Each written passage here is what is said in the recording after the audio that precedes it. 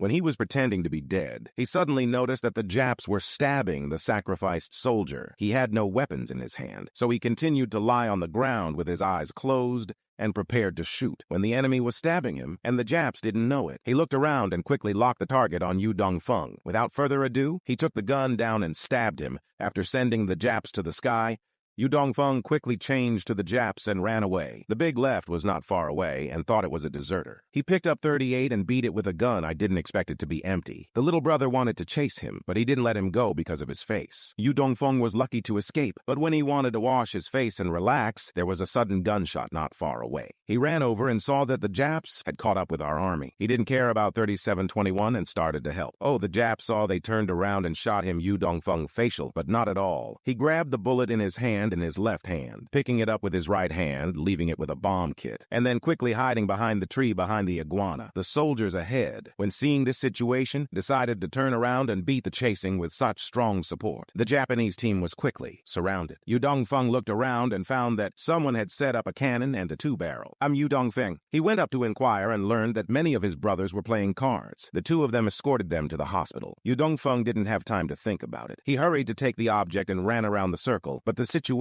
was worse than he had expected. The Japanese army shot heavy troops in all directions. The Japanese army, which will encounter patrols in a few steps, missed the wind and rain overnight, but the brothers in the team were sick and wanted to cough uncontrollably. They chose to die of fatigue.